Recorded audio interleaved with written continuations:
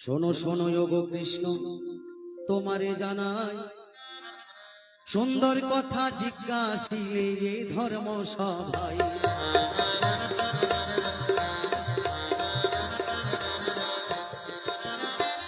তুমি যা জিজ্ঞাসা করে গেলে গো ও কৃষ্ণ ধনী এ ধর্ম সভাই সুন্দর করে জবাব দিব চিন্তার কিছু নাই। বসে আছে কৃষ্ণের পাশে, আর যিনি বৃন্দাবনে এসে আয়ান ঘোষের ঘরে সংসার করছে তিনি হচ্ছেন ছায়ারূপী রাধা, লীলাকারিণী রাধা। হরিবল হরিবল হরিবল। তাই কি বলছে মহাজন গানের ভাষায়, ছায়ারূপী রাধা হলো আয়ান ঘর, ছায়ারূপী রাধা হলো আয়ান ঘরণী।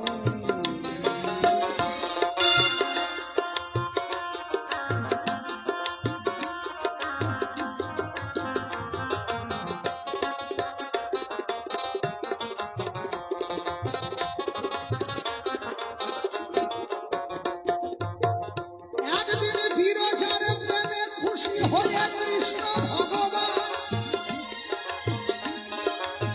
বিরজার পক্ষে গিয়ে দিল দর্শন।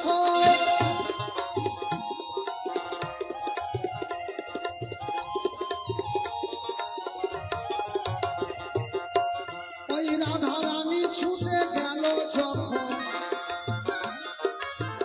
ও রাধা রানী ছুটে গেল যখন শ্রীদাম বাধা দিলেন আপনি। একদিন বিরজার প্রেমে সন্তুষ্ট হয়ে খুশি হয়ে ভগবান কৃষ্ণ বিরজার সঙ্গে দেখা করতে গেলেন। সহচরীদের কাছে রাধা রানী খবর পেয়ে ছুটে গেলেন। সেখানে ছুটে গিয়ে দেখছেন বিরজার কক্ষের দাঁড়িয়ে শ্রীদাম বসে আছে। তাই শ্রীদামকে উপেক্ষা করে যখন রাধা রানী ঢুকতে গেল তখন শ্রীদাম বাধা দিল। শ্রীদামের বাধা উপেক্ষা করে রাধা রানী যখন ঢুকতে গেল শ্রীদামের হাতের স্পর্শ রাধা রানীর গায়ে লাগলো। তখন রাধা রানী অভিশাপ দিয়েছিল, ওরে শ্রীদাম তুই আমায় আঘাত করলি, তোরে অভিশাপ দিলাম তুই রাক্ষস তুলে গিয়ে জন্ম নিবি। এই শ্রীদাম হয়েছিল শঙ্খচূড় দত্ত তুলসীর স্বামী। আর শ্রীদাম অভিশাপ দিল, হ্যাঁ রাধা রানী তুমি যখন আমাকে বিনা অন্যায়ে অভিশাপ দিলে, আমি তো কৃষ্ণের নিত্য দাস, কৃষ্ণের সেবা করাই আমার অন্তরের অভিলাষ। আমি কৃষ্ণের নিত্য দাস, তাই আমি কৃষ্ণের সেবাই করছি। আর তুমি আমায় অভিশাপ করলে, যে কৃষ্ণের গরমে তুমি আমাকে অভিশাপ করলে, আমিও তোমাকে অভিশাপ দিচ্ছি, তুমিও 100 বছর কৃষ্ণ হারা হয়ে। এই 100 বছর রাধা রানী ছিল আয়ান ঘোষের। তাই বলছে মহাজন গানের ভাষায় সুরে সুরে, ওই বিরজার পক্ষে দাঁড়ি ছিল স্বয়ং শ্রীদাম আপনি, আসল রাধা নয় তিনি, ছায়ারূপী রাধা হলো আয়ান ঘরণী, ছায়ারূপী রাধা হলো আয়ান ঘরণী। জয় জয় রাধা কৃষ্ণ প্রেমানন্দে হরি হরি বলো হরি হরি বলো হরি হরি বলো।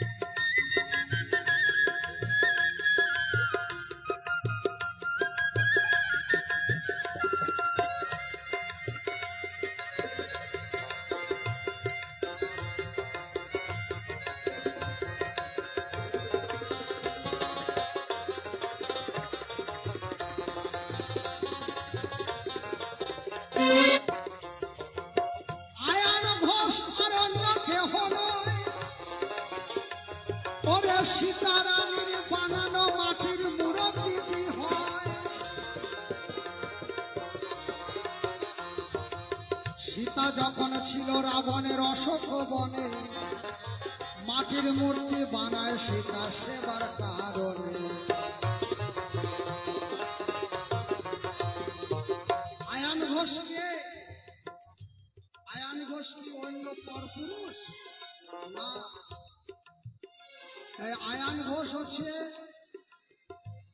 যখন সীতারানীকে রাবণ চুরি করে নিয়ে যায়, অশোক বনে রাখে, সীতারানীর সামনে ভালো ভালো খাবার দেওয়া হয়। সীতারানী চিন্তা করে অন্তরে, আমার স্বামী বনে বনে ঘুরে, আমি স্বামীকে ছেড়ে কি করে সেবা করি। তাই সীতারানী মাটির মধ্যে, মাটিতে রামের মূর্তি বানিয়েছিল। রামের মূর্তি বানিয়ে তার সামনে ওই মিষ্টি মিষ্টান্ন রাজভোগ ফল ফলাদি ওই রামচন্দ্রের নামে নিবেদন করে, মাটির বানানো রাম নিবেদন করে পরে সীতা প্রসাদ পেল।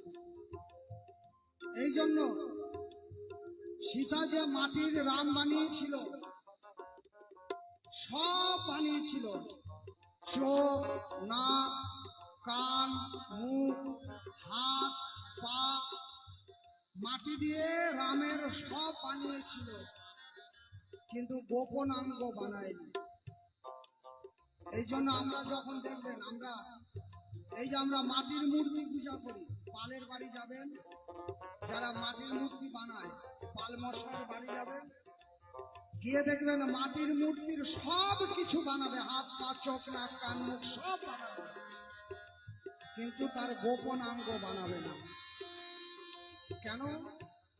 এই মাটির মূর্তি যখন প্রথম তৈরি হয়, তার গোপন অঙ্গ বানানো হয়েছিল না। সীতা মাটির মূর্তি বানিয়েছিল,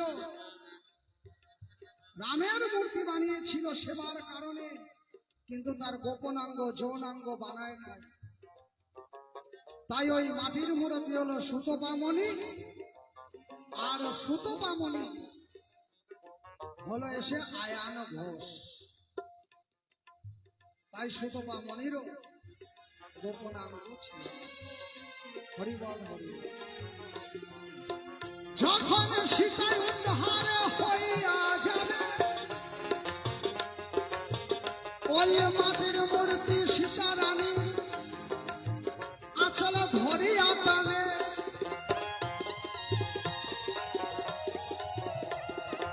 যখন সীতা উদ্ধার হয়ে যাচ্ছে, সীতাকে যখন রাম উদ্ধার করে নিয়ে যাচ্ছে, ওই মাটির মূর্তি সীতারানীর আঁচল ধরল, ধরে বলল, সীতা তুমি এতদিন আমাকে রাম বানিয়ে আমার পূজা করলে, আমায় সেবা দিয়ে প্রসাদ পেলে, আজ তুমি নিজের রামকে পেয়ে আমায় ভুলে চলে যাচ্ছ, আমার গতি কি হবে?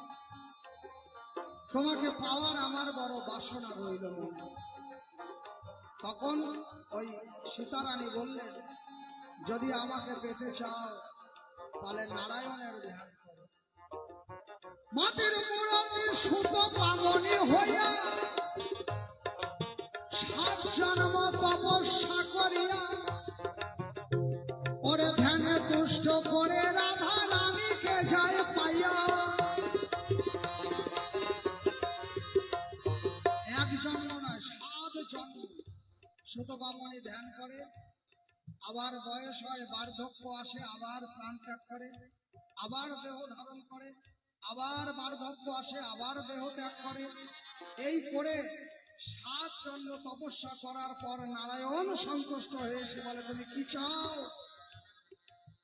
বলে, আমি তোমার লক্ষ্মীকে ধরণী রূপে চাই।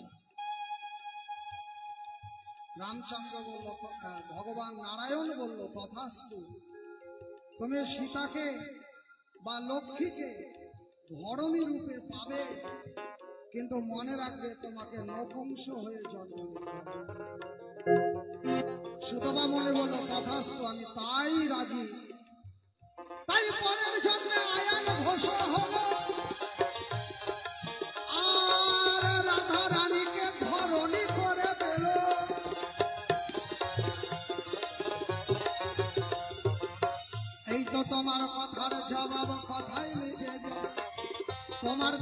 এবার আমি কিছু জানিবার চাই। তুমি যোগমায়া যোগেশ্বরী, তুমি হলে বৃন্দাবনের বড়াই বুড়ি, তাই তো তোমার ধারে আমি জিজ্ঞাসা যে করি।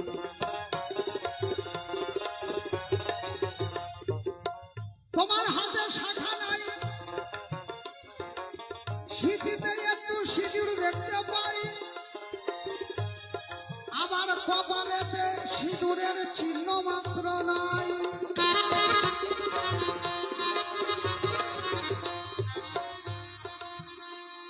যদি সধবা নারী হয়, হরি বল হরি,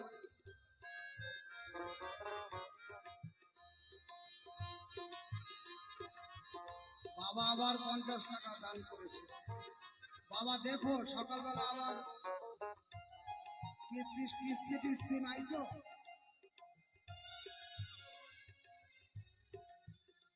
দেখো তুমি তো টাকা দিয়েই যাচ্ছ, দেখা গেল সকালে বন্ধনের কিস্তি আছে, তাহলে সমস্যা না। হরি বল হরি বল। তাহলে কি বলি আপনাদের ঠাই, বড়াই বুড়ি তুমি বিধবা না সধবা না অধবা না ধবধবা, একটু আমার ধারে পাবে। বড়াই বুড়ি যে শাড়িটা পরেছে, এই শাড়িটার একটা পাড়ে লাল আর একটা পাড়ে কালো। লাল পাড়ের দিকে দেখলে মনে হয় সধবা, উপরের কালো পাড় দেখলে মনে হয় বিধবা। হাতের দিকে তাকালে মনে হয় বিধবা, শাখা সিঁদুর নেই। কপালের দিকে তাকালে মনে হয় বিধবা, আবার সিঁথির দিকে তাকালে মনে হয় সধবা, এখানে আবার একটু সিঁদুর আছে। তাই তোমার ধারে জিজ্ঞাসা, আমার ধারে কবা, তুমি সধবা না বিধবা না অধবা না ধবধবা? আস্তে আস্তে বলব। মানে সধবা হচ্ছে যাদের স্বামী আছে, আর বিধবা মানে যাদের স্বামী নাই। এই আর অধবা হচ্ছে 40 বছর পার হয়ে গেছে এখনো বিয়ে হয়নি। কোন মেয়ের যদি 40-45 বছর পার হয়ে যায় তাহলে তার বিয়ে হওয়ার সম্ভাবনা নাই। বা দেখা গেল বিয়ে হয়েছিল, স্বামী বেঁচে আছে, ছেড়ে চলে গেছে, এদেরকে বলা হয় অধবা। আর ধবধবা হচ্ছে ধরো স্বামীর কোনো ঠিক ঠিকানা নাই, বিয়ে করেছে মদনকে, মজা মারছে জনার্দন, আবার মোবাইলে প্রেম করছে হারাধন, আবার টোপ দিয়ে রেখেছে মধুসূদন।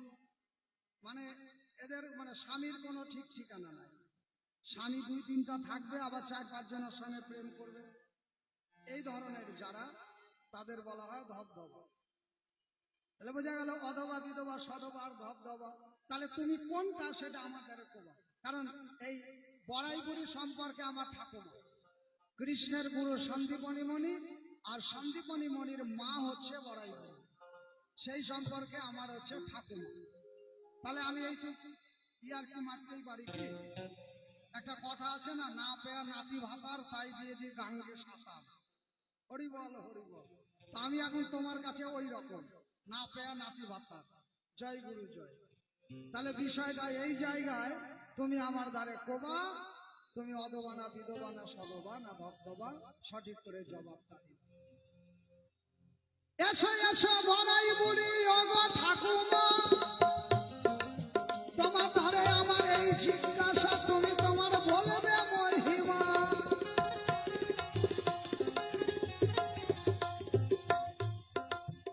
আর তোমার ধারে বেশি আমার বলার দরকার নাই, প্রথমবারে তোমার ধারে জিজ্ঞাসা একটাই, থাক আর বেশি কথা বলবো না অল্পের মধ্যে ছেড়ে যাব কাব্য আলোচনা। তবে আর কেন আমি বলি বেশি বেশি, বেশি বলে কেন আমি হতে যাব দোষী। তবে থাক আর বেশি কথা নাই প্রয়োজন, এইখানে আমার কথা করি সমর্পণ। সুর ছন্দের মতো কিছু বলি, সাধু গুরু বৈষ্ণব সবাই দিবেন জল বলি। আসরে আছে মাতৃ জাতি, সকলের চরণে জানাই গোপনতি। আসরে সুন্দর মাইক সাউন্ড, যাহার কথা বলিতে পাও। জয় বাবা লোকদল মিউজিক বাজায়, ভালো ভালো মিউজিক গানে গানে দেয়। তবে থাক আর বেশি কথা বলবো না এইখানে আমি এখন শান্ত করবো কিনা। এইবার দিদিমা আসলে আসবে, আমার কথার জবাব দিয়ে যাবে। দেখি কোন ভাবে কোন কথা কেমন করে কয়, কোন ভাবে দেয় তার ভাবের পরিচয়। এইখানে আমি আমার ভাব সাঙ্গ করি। জয় জয় রাধা গোবিন্দ প্রেমানন্দ।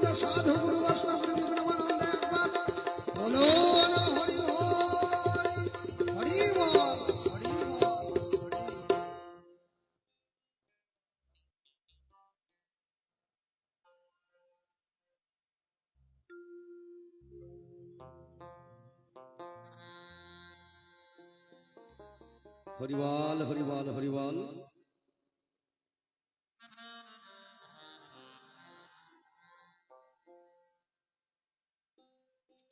হরিবল হরিবল।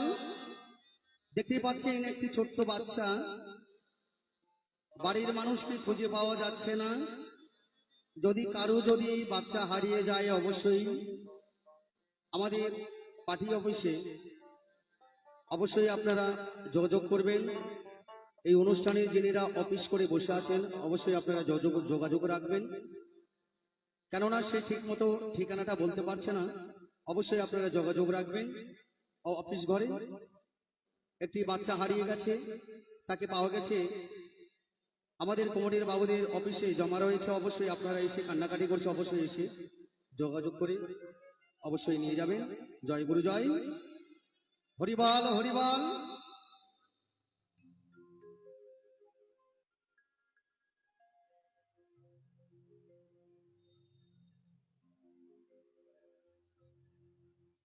তো আজকে আমার যার সঙ্গে গান,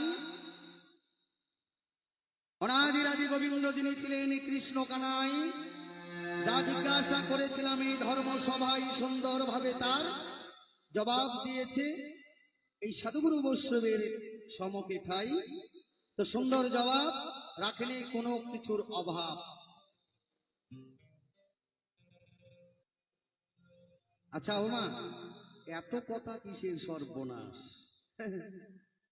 হ্যাঁ, কিন্তু আমি যা জিজ্ঞাসা করেছিলাম, তো আমার যে সকল মায়েরা আছেন আপনারা পেয়েছেন তো নাকি? পেয়েছেন? একটু সবাই একটু বলুন, পেয়েছেন? বাহ। কিন্তু যিনি রয়েছেন আজকে কৃষ্ণের ভূমিকায় যোগমায়ার সঙ্গে, একটু বেশি বেশি বলে গেছে বাবা। হ্যাঁ, একটু বেশি বেশি বলে গেছে। আবার আর একটু বেশি বেশি বলার অভ্যাস আছে আমার দাদা ভাই। মানে যেটা জিজ্ঞাসা না করেছি সেটাও বলেছে, যেটা জিজ্ঞাসা করেছি সেটাও বলেছে। তো ওনার একটু বেশি বেশি বলার অভ্যাস আছে, বুঝলেন? হ্যাঁ, কি আর বলবো আপনাদের ঠাই, বেশি কিছু বলার নাই। তো ওনার যে কথার জবাব দিয়েছে, সুন্দর কথার জবাব, কোনো জায়গায় অভাব নাই। কিন্তু ওনার কথাই একটা কথা মনে পড়ে যায়, একটু বলবো বলবো মায়েরা, বলবো? ও বাবা দাও বাবা।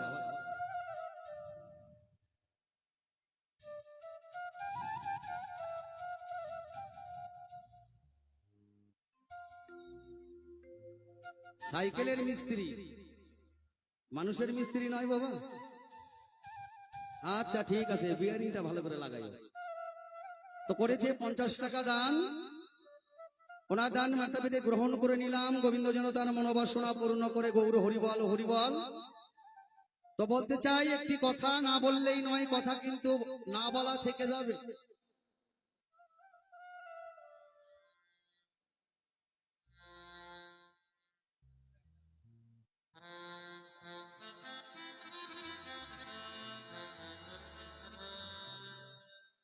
তো বলতে চাই একটা গল্প মনে পড়ে যায়, না বললেই নয়, বুঝলেন? নদিয়া জেলা থেকে একজন গোসাই বাবা এসেছে বাবা বারোদুয়ারিতে ঘুরতে, বুঝলেন? এসে যখন দেখতে পাই বারোদুয়ারিতে বাউল হয়, হঠাৎ করে সেই মানুষটা মনে মনে চিন্তা করে তার কাছে থেকে একটু সুন্দরভাবে জেনে নিব যে এই বাউল অনুষ্ঠানটা পরিচালনাটা করে কে। এর কাছে ওর কাছে যখন ওই চায়ের দোকানে যে শুনতে পায় এই বাউলটা পরিচালনা করে লিখিল কুণ্ড মহাশয়, তিনি একজন, বুঝলেন, মানে জীবন বীমার একজন এজেন্ট। এই মনস্থ করে তার কথা না ধরে ওনার বাড়িতে গিয়ে ওই গোসাইটা গিয়ে উপস্থিত হয়। আবার সঙ্গে সঙ্গে কিন্তু মানুষটাকে দেখে সবাই পছন্দ, যে না, একজন নদিয়া জেলা থেকে একজন গোসাই এসেছে, সুন্দর তার রূপ, সুন্দর গুণ, তাহলে কি করা যায়? ওই গোসাইটা আবার কি করেছে, বারোদুয়ারি প্রত্যেকটি বাড়িতে বাড়িতে গিয়ে বলেছে, সর্বনাশ, এর অত্যাচারে তো সব ভুলে যাবে। হ্যাঁ,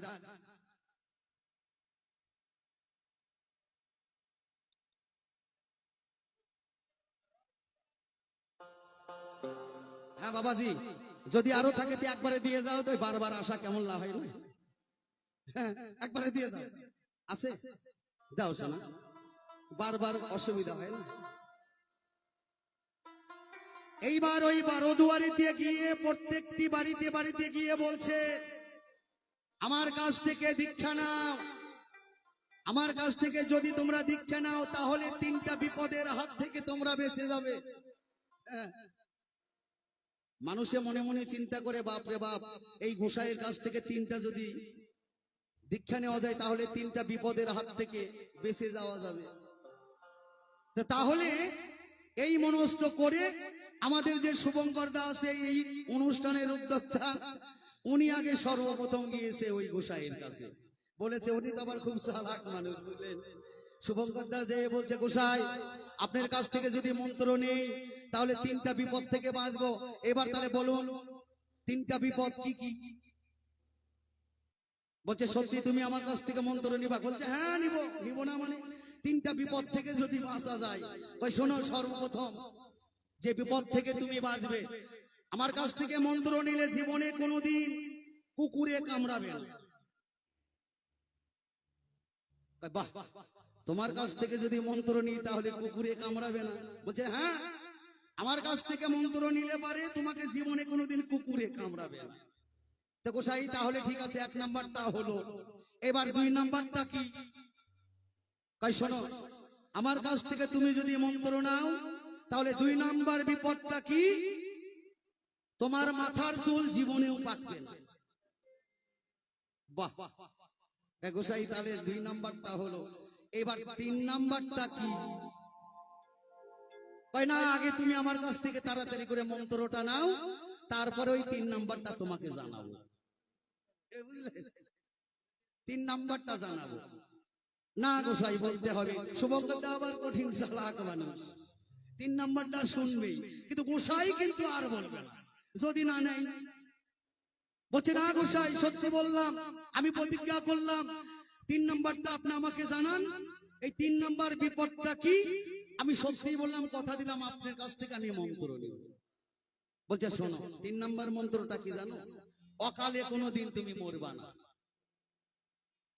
এই কথা যখন বলেছে, বুঝলেন, তখন তো শুভঙ্কর দার মোটামুটি ধরেন যে চিন্তা ভাবনা ধরে গেছে, 3টা বিপদ থেকে আমি তাহলে বাঁচবো। এইবার গোসাইয়ের কাছ থেকে ওই মানুষটা কিন্তু মন্ত্র নেওয়া শেষ। 1 বাড়ি 2 বাড়ি হতে হতে এই বিপদ কাটানোর জন্য সারা 12 দুয়ারির যত মানুষ ছিল সবাই তখন তার কাছ থেকে মন্ত্র নিল। 3টা বিপদ থেকে বাঁচবে, অকালে মরবে না, কুকুরে কোনোদিন কামড় দিবে না, বুঝলেন, আর জীবনে কোনোদিন মাথার চুল পাকবে না। এইরকম গোসাই যদি 12 দুয়ারিতে আসে তাহলে তো সবাই তো তাহলে ধরেন মন্ত্র নিবে। এইবার গোটাল 12 দুয়ারির যে সকল সাধুগুরু বৈষ্ণব ছিল সবাই গিয়ে ওই গোসাইয়ের কাছ থেকে বাবা মন্ত্র নিল। মন্ত্র নিবার পরে চিন্তা ভাবনা করলো যে গোসাই, আপনি বললেন জীবনে কোনোদিন কামড় দিবে না, তাহলে কামড় দিবে না কি করে বলুন? সবাই শিষ্যরা এসে গুরুর কাছে ধরছে, কিন্তু গুরু এখন মনে করছে, এই বোকা, যখন তুই রাস্তায় বের হবি, বাড়ি থেকে একটা মোটা লাঠি নিয়ে বের হবি, দেখবি তোর কাছে জীবনেও কুকুর আসবে। ও তো মনে মনে চিন্তা করতে, যা সর্বনাশ, কারো হাতে যদি কোনোদিন লাঠি থাকে, কুকুর কি তার কাছে আর আসে? হ্যাঁ, কুকুর তো আর জীবনে কোনোদিন তাহলে আসবে না। আর লাঠি নিয়ে সারাদিন কি ঘোরাঘুরি করা যায় নাকি? হ্যাঁ, এটা তো গোসাইয়ের চালাকি। বলছে, গোসাই ঠিক আছে, এটাও মেনে নিলাম, সারাদিন না হয় লাঠি নিয়ে ঘুরবো, হ্যাঁ, কুকুর কামড়াবে না। এইবার বলুন তো, আমার মাথার চুল পাকবে না, আমি অকালে মারা যাব না, এটার ব্যাপারটা কি? বলছে, শোন, সারাদিন ধরে দোকানে থেকে 1 বাটি আগে ভালো 1 খুঁড়ি দই নিয়ে আসবি, 1 কেজি দই নিয়ে এসে সারাদিন ধরে ফ্রিজের মধ্যে তুলি, দেখবি গরমের দিন খুব ঠান্ডা হবে। ওই দই নিয়ে এসে যখন ফ্রিজে রেখে দিয়ে ঠান্ডা হবে, তখন ওই দইটা কি করবি? রাত্রিবেলা খাবি। রাত্রিবেলা যখন খাবি তখন দেখবি তুই খকর খকর করে তুই কাশবি। তোর বাড়িতে যদি একজন মানুষ কাশাকাশি করে জীবনে আমার সুর উঠবে না। আর তুই তখন কি করবি? ওই কাশতে কাশতে তাড়াতাড়ি করে মারা যাবি, তোর মাথার চুল আর জীবনেও পাকবে না। যদি খকর খকর করে কাশতে কাশতে যদি মারা যায় একজন, সেই মানুষ সকালে মারা যাবে, তার মাথার চুল জীবনেও পাকবে না। ভাই তাহলে তুই আমার এই নিয়মগুলো পালন করবি, তাহলে দেখবি তোর মাথার চুল পাকবে না, তাড়াতাড়ি করে তুই মরবিও না। এই মনস্থ করে মনে মনে চিন্তা ভাবনা করে যে গোসাই তো বড় চালাকি করে সারা 12 দুয়ারিতে গোসাই একবারে শিষ্য তৈরি করেছে, একটু বেশি বেশি বলে। তা আমার সঙ্গে যিনি রয়েছে আজকের, তিনি একটু বেশি বেশি বলেছে বাবা। এই রকম যদি বলা শুরু করে আমার মনে হয় যে সময় আর পাওয়া যাবে না। বললেন কৃষ্ণের সঙ্গে আমার যে সম্বন্ধ রয়েছে, একদিকে নাতি আর একদিকে আমার নাকি ঠাকুমা। বললেন তোমার কপালে একটু সিঁদুর দেখা যায়, হাতে তোমার শাখা সিঁদুর নাই, তুমি বিধবা না সধবা না ধবধবা, সুন্দর করে বলে যাবে ধর্মসভায়। তো যাবো সেই জবাবের জায়গায়। হরিবল হরিবল। আগে একটা গান গাই, তারপরে ওনার কথার জবাবে যাই।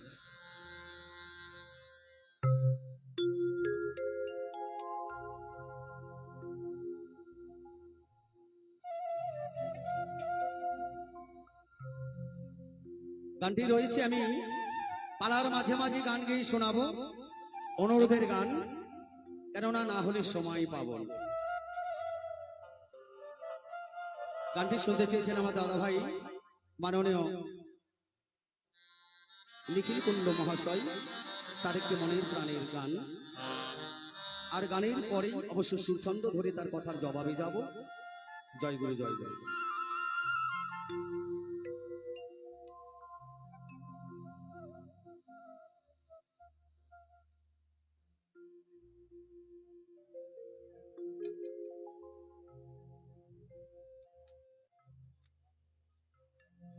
আমার রাধারানী মন প্রাণ দিয়ে ভালোবেসেছিলেন আমার অনাদিরাদি গোবিন্দকে। তাই তো আমার গোবিন্দ আমার রাধারানীকে ফাঁকি দিয়ে 100 বছর কাঁদিয়েছিলেন। আমার রাধারানী 100 বছর আমার কৃষ্ণ হারা হয়েছিলেন। তাই সে জায়গায় দাঁড়িয়ে গানটি গানের ভাষায় মহাজনকে বলতে শুরু।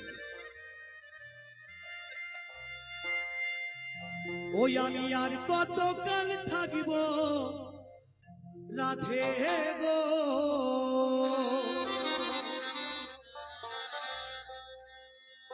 আমি আর কতকাল থাকিব রাধে গো, ও রাধে দুয়ারে দাঁড়াইয়া মানে তোরে রায় রইয়াছ ঘুমায়া, আমারে আসিবার কথা কইয়া মানে তোরে রায় রইয়াছ ঘুমায়া।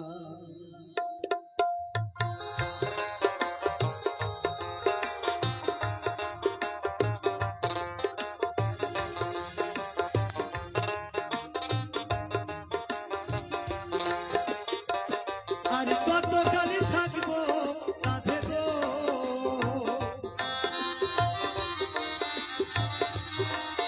আমি আর কতকাল থাকবো রাধে গো, ও রাধে দুয়ারে দাঁড়াইয়া, রাধে দুয়ারে দাঁড়াইয়া মান তোরে রায় রইয়াছ ঘুমাইয়া, মান তোরে রায় রইয়াছ ঘুমাইয়া।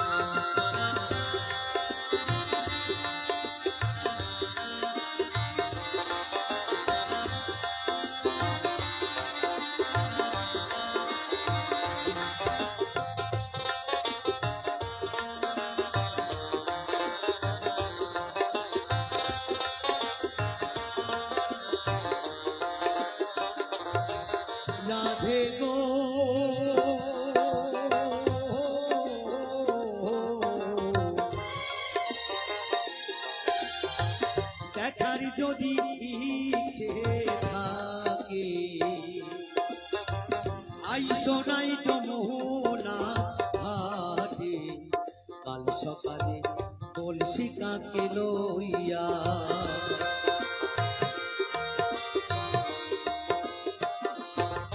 রাধে গো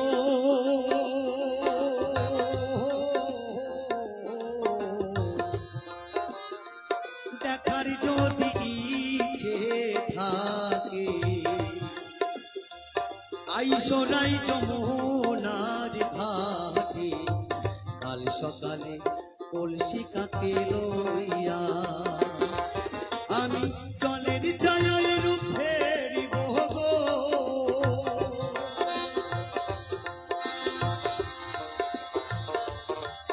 আমি জলের ছায়ায় রূপ ফেরিব গো ও রাধে কদমি ডালে বইয়া রাধে কদমি ডালে বইয়া মান করে রাই রইয়াছ ঘুমাইয়া আমার আশীর্বাদ কথা কইয়া মান করে রাই রইয়াছ ঘুমাইয়া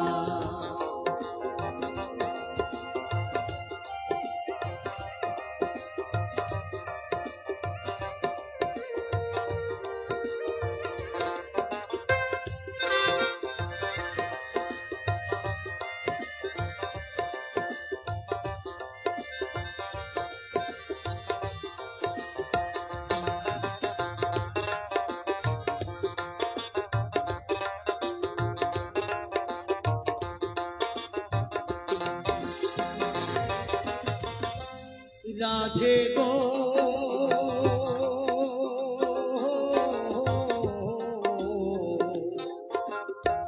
নারী জাতি কেমন রীতি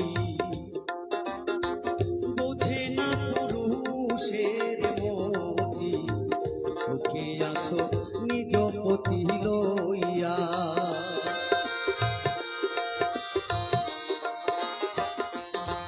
রাধে গো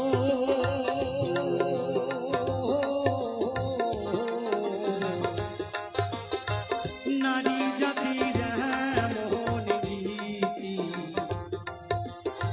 বোঝে না পুরুষের মতি সুখে আছো নিজ পতি লইয়া আমি আর কতকাল থাকবো রাধে গো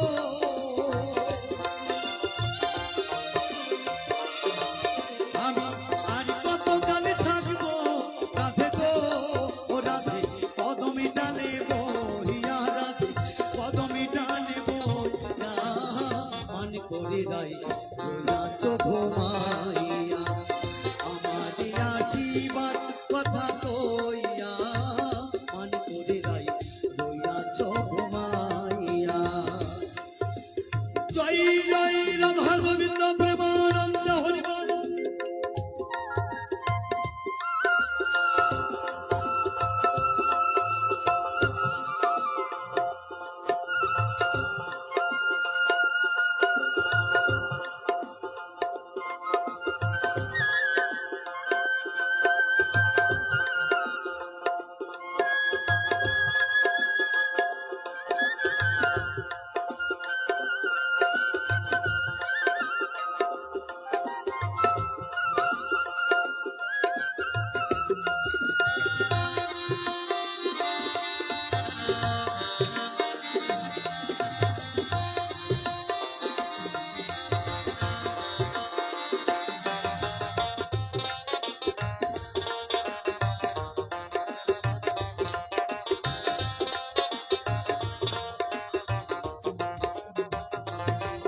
রাধে গো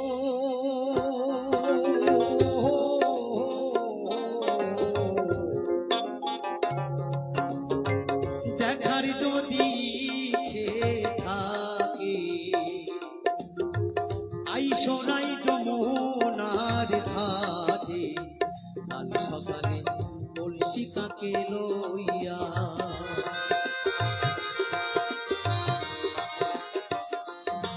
রাধে গো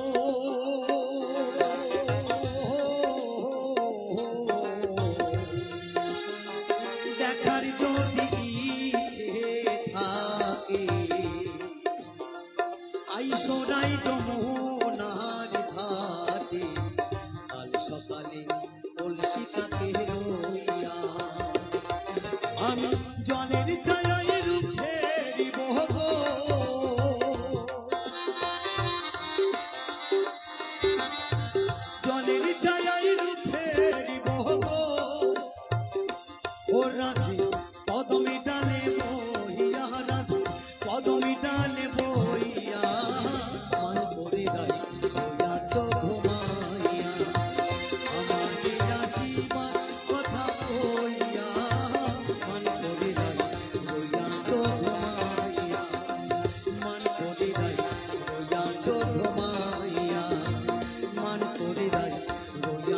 ঘুমাইয়া মান করে রাই রইয়াছ ঘুমাইয়া মান করে রাই রইয়াছ ঘুমাইয়া মান করে রইয়াছ ঘুমাইয়া। শোনো শোনো গো কৃষ্ণ তোমারে জানাই সুন্দর কথা জিজ্ঞাসিলে যে ধর্ম সভায়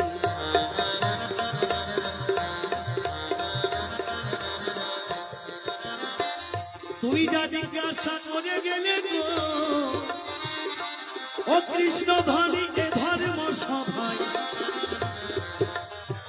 সুন্দর করে জবাব দিব চিন্তার কিছু নাই।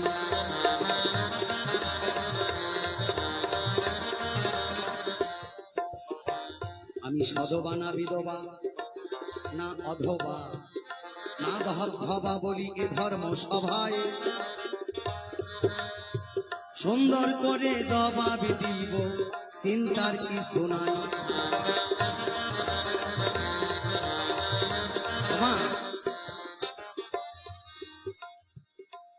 বলতে চাই আপনাদের ঠাই যাগযজ্ঞ তপস আদি বর্তমান বহির্ভূত করে এই কলির যুগে কিছুই নাই, কিন্তু আগে ছিল। যাগযজ্ঞ তপস্যা আদি যে এই কলির যুগে নেই, তাহলে তার আগের যুগে ছিল। তাই বলতে চাই আমার কৃষ্ণের ঠাই হয়তো আমার দাদু ভাই সেটা জানে নাই। আমি একটু সিঁদুর পরি, আমার হাতে শাখা খারু নাই, আবার আমি যে পরনের শাড়িটা পরি অর্ধেকটা লাল অর্ধেকটা কালো আর গোটাটাই সাদা হয়। শোনো শোনো কৃষ্ণ ধনী গো ও কৃষ্ণ জনার্দনে বলি তোমার ঠাই সুন্দর করে বলে যাব অভাব তো গোনাই।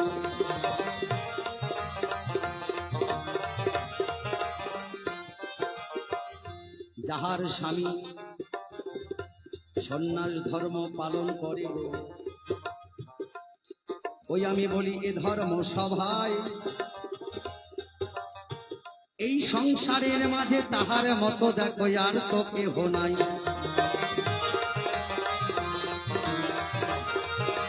কেননা যিনিরা সন্ন্যাস ধর্ম পালন করে তদ্রূপ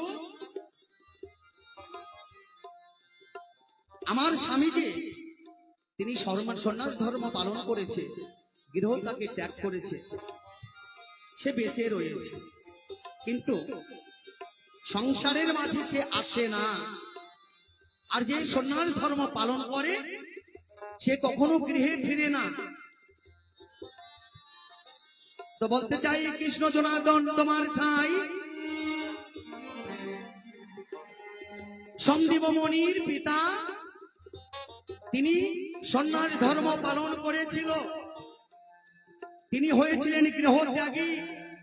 আমার স্বামী বেঁচে রয়েছে, তাই তো আমি সমাজকে দেখানোর জন্য, জগৎকে দেখানোর জন্য, জগৎকে শিক্ষা দেবার জন্য আমি কি করেছি, ললাটে আমি সিঁদুর ধারণ,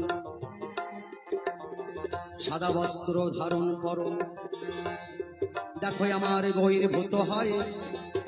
শোনো শোনো কৃষ্ণ যন্তর তোমায় বলি, দেখো মিথ্যা কথা নয়। জয় জয় নিতাই গৌর হরিবল হরিবল। তাই আমি কি করেছি না, আমার স্বামী বেঁচে রয়েছে, বেঁচে থেকেও আমার কাছে নেই, তাই স্বামীর মঙ্গলের জন্য আমি আমার এ বেশ ধারণ করেছি। আর আমার যে কপালে তুমি সিঁদুর দেখতে পাচ্ছ, আমি স্বামীটাকে ত্যাগ করেছি বটে, আমার স্বামী আমাকে ত্যাগ করেছে বটে, সংসারটাকে ত্যাগ করেছে বটে, কিন্তু সে তো এখনো বেঁচে আছে। তার জন্যই আমি আমার এই সাদা বস্ত্র নিয়ে জগৎকে শিক্ষা দিয়েছি। আর সিঁদুর পরেছি কার জন্য? আমার অনাদির আদি গোবিন্দ, যে হয় আমার কৃষ্ণ গোবিন্দ জগৎ স্বামী, সেই স্বামীর জন্য আমি আমার সিঁদুর ধারণ করা হয়। কেননা আমার জগৎ স্বামী রয়েছে, সেই জগৎ স্বামীর মঙ্গল কামনার জন্য আমি আমার সেটিতে আমি সিঁদুর ধারণ করি। এই তো তোমার কথারই জবাব গো ও কৃষ্ণ ধনে বলি এ ধর্ম সভায়। তাই তো আমার বেশভূষণের দেখো কোনো অভাব নাই। সন্ন্যাস ধর্ম বড় ধর্ম। তাই যেদিন আমার স্বামী সংসারটাকে ত্যাগ করে চলে যায় সন্ন্যাস ধর্মে, তার মঙ্গল কামনার জন্য আমি আমার এই বেশভূষণ আমি পরে থাকি, কেননা সমাজকে দেখাতে হবে।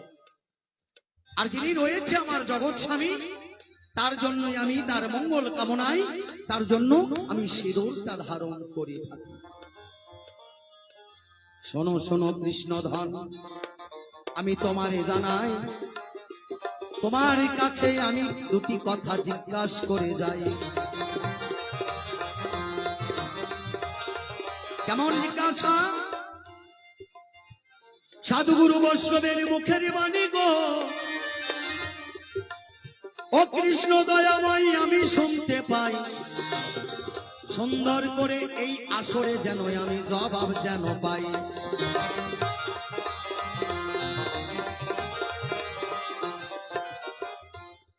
অনাদির আদি গোবিন্দ রাধারানীকে পরের ঘরে তুলে দিলেন, মেনে নিলাম। কিন্তু অনাদির আদি গোবিন্দ শ্রীকৃষ্ণ ভগবানের হাতে একটা বাঁশি দেখা যেত। কি বাঁশি দেখা যেত না? আমার কৃষ্ণের হাতে কি ছিল? বাঁশি ছিল না?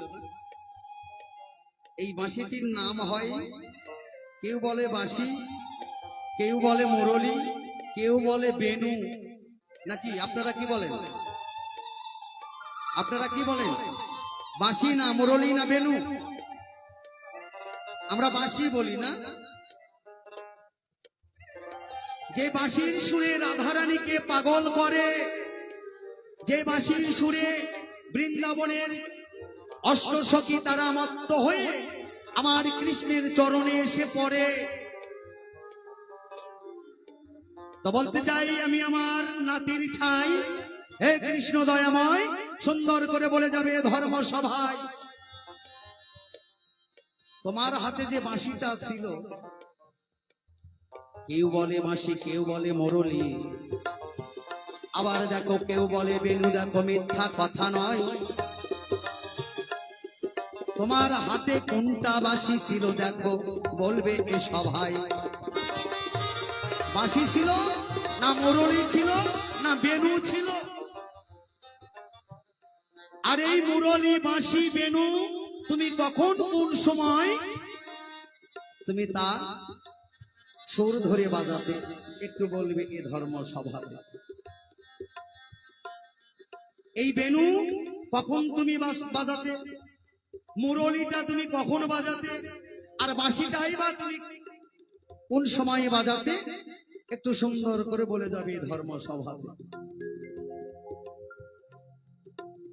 আমার একটু জানার বাসনা, ও দাদু ভাই, বলিবে এ ধর্ম সভায়। এই বাঁশি তত্ত্বের কথা বলবে, দেখো মিথ্যা কথা নয়। জয় জয় রাধা গোবিন্দ প্রেমানন্দ হরিবল। কেন আমি দ্বিতীয়বারে দেখো বেশি কথা বলতে যাব? বলতে গিয়ে কেন আমার দাদু ভাইয়ের কাছে দোষের ভাগী হব?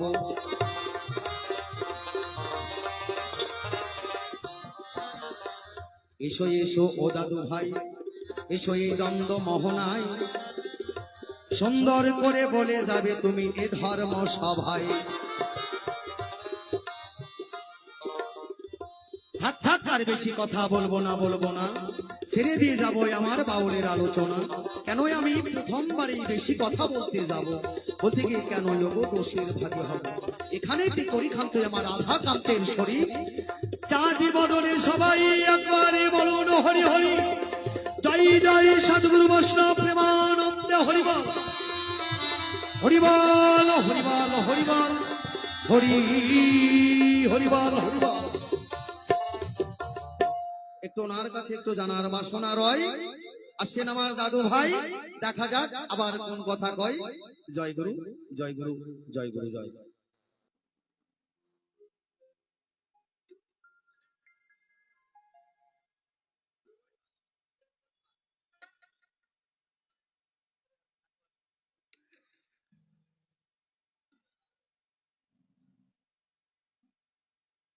জয় গুরু জয় গুরু। আজকে আপনাদের এই বাঁশির তত্ত্বটি আমি নিখুঁত ভাবে দিয়ে যাই, যেখানে কোনো খুঁত নাই বাবা। কৃষ্ণ বাঁশি বাজায় না বেনু বাজায় না মুরলি বাজায়? জিজ্ঞাসা। কৃষ্ণ তিনটাই বাজায়। হরিবল হরিবল হরিবল। তাহলে একটু সুর ছন্দ দিয়ে চলে যাব আজকে এই বাঁশির তত্ত্ব নিয়ে। তারপরে আবার আমরা যোগমায়া কৃষ্ণ একসঙ্গে দাঁড়াবো, মুখামুখি দাঁড়িয়ে কিছু কথোপকথন হবে। জয় গুরু জয়। একটু রিভাবটা কমিয়ে দাও দাদা ভাই।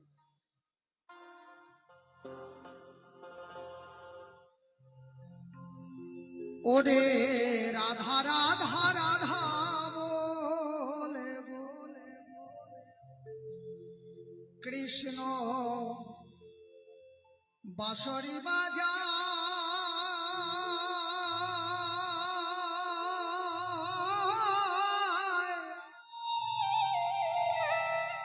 বাঁশি শুনে রাধা রানী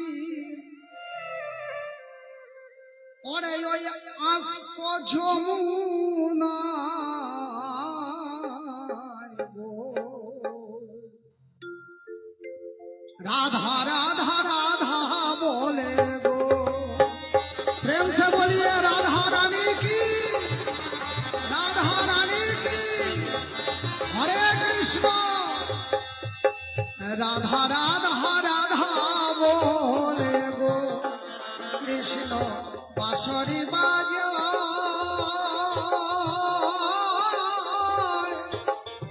बांसुरी सुने राधा रानी आस्त যমুনায় গো। রাধা রাধা রাধা বলে।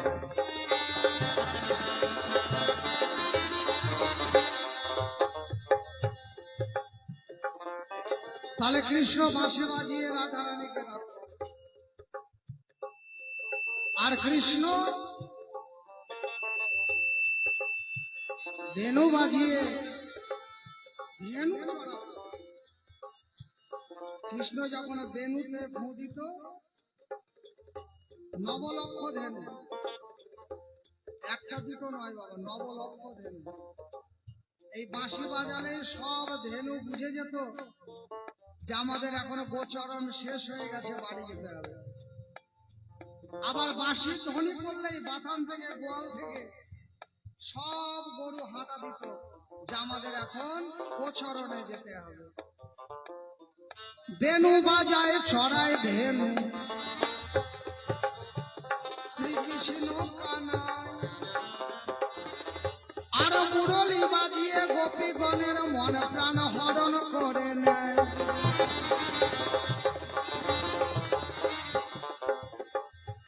কৃষ্ণের বাঁশি এখনো বাজে, এখনো বাজে। বৃন্দাবনে যারা যায় কোন কোন ভাগ্যবানে শনিবারে পাবে, এখনো বৃন্দাবনে বাঁশি বাজে, এখনো সেই বৃন্দাবনে বাঁশি বাজে। তাহলে বাঁশি বাজে আপন মনে, যার যেমন কান সে ঠিক তেমনই শুনে বলে। বাঁশি বাজে আপন মনে, যার যেমন কান সে তেমন শুনে। দেখেন পিতানন্দ শুনছে বাঁশি পাচনিদা হাতে, মা যশোদা শুনে বাঁশি ননিদে ননিদে, গাভীগণে শুনে বাসি হাম্বা রবে ছয়, আবার রাধারানী শুনে বাসি ঘাটে এসে রয়। তাহলে বাঁশি জন্ম কি হবে? ওই বৃহস্পতি গুরুর যজ্ঞে 25 পর্বের বাঁশি উঠেছিল। নারায়ণের ধনুক হর ধনু, অর্জুনের গান্ডীব তীর, আর শেষ পর্বে বাঁশি হয়েছিল।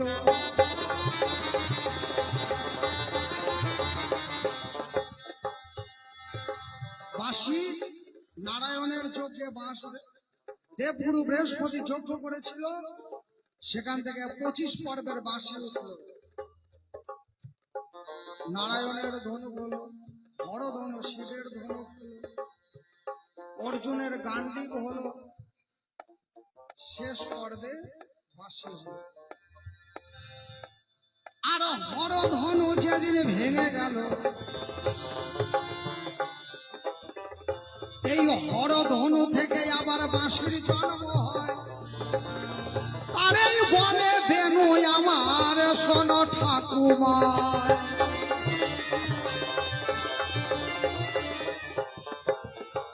বাঁশি ছিল 18 আঙ্গুল, বৃহস্পতি যজ্ঞে সৃষ্টি। আর হর ধনু থেকে বেনু 8 আঙ্গুল। আর মুরলি ছিল 12 আঙ্গুল। এইটা মা সরস্বতী নিজের দেহ থেকে দিল। যমুনার কূলে মা সরস্বতী বেনু বৃক্ষ হলো।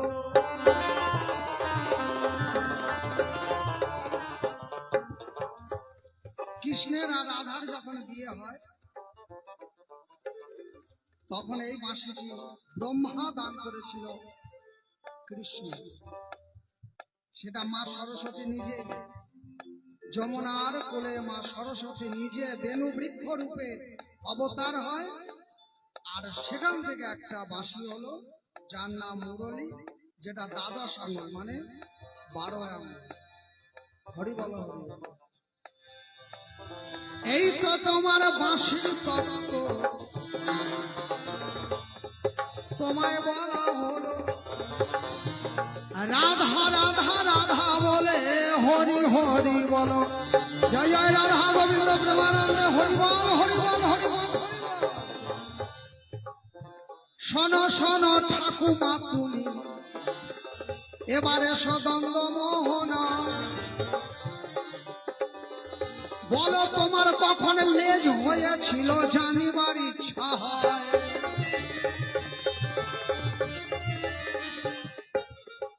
এই বড়াই বুড়ি ঠাকুমা, এই ঠাকুমা যিনি যোগমায়া, যোগেশ্বরী, মহামায়া। আচ্ছা বলো তো ঠাকুমা, তোমার লেজ কখন হয়েছিল? একটা প্রশ্ন একটাই উত্তর, পাশাপাশি হইয়া আমার কথার জবাব তুমি দিবে আজ দিয়া গো। রাধা রাধা রাধা বলে গো, রাধা রাধা রাধা বলে গো। বাঁশরি বাজা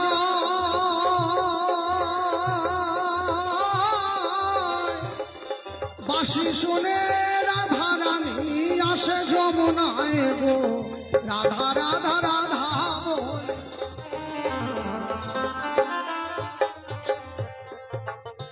আসতে বাবা। আচ্ছা ও মায়েরা বাবারা, কি এই বাউল তরজা গান ভালো লাগছে না গান লাগিয়ে দেবো? তরজা হবে না? আমাদের পরে আসছে বিখ্যাত বিখ্যাত শিল্পী, ক্যাসেট ইউটিউব খ্যাত বিপ্লব নাবিক। আমাদের পরেই আসছে দিনহাটা থেকে সুকণ্ঠ গায়ক বিশ্বজিৎ বর্মন, কুচবিহার থেকে বিভিন্ন গানে পারদর্শী, তত্ত্ব তরজায় পারদর্শী। তো আপনাদের কাছে একটা কথা বলতে চাই। আমি উজ্জ্বল দাস বাউল, মালদা আমার বাড়ি। আজকে আমি কৃষ্ণের ভূমিকায় অভিনয় করছি তাই, কিন্তু আমি একজন কৃষ্ণ ভক্ত। যোগমায়া যোগেশ্বরী যিনি, তারাও কৃষ্ণ ভক্ত। আচ্ছা, আপনারা যারা কৃষ্ণ ভক্ত আছেন একবার বাহু তুলে হরিধ্বনি দিবেন তো। জয় জয় রাধা গোবিন্দ প্রেমানন্দে বদন ভরে হরিবল হরিবল হরিবল হরিবল হরিবল হরিবল। বাহ, রাধে রাধে রাধে রাধে রাধে রাধে। আমি এখানে আজকে অনেক কৃষ্ণ ভক্ত দেখতে পেয়েছি, আমিও কৃষ্ণ ভক্ত।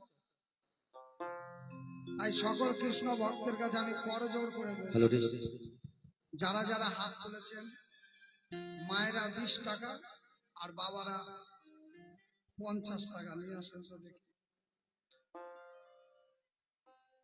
একদম মাইরি বলছি, কেন বলেন তো?